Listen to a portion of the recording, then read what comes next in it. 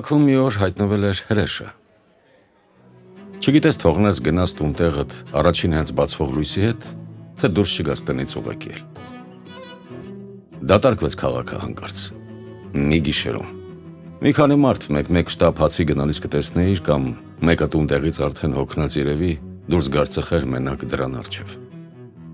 Խոսում էին բոլորն իրար մեջ, ով էր տեսել իրոք գալը նրա, վիճում անվերջ։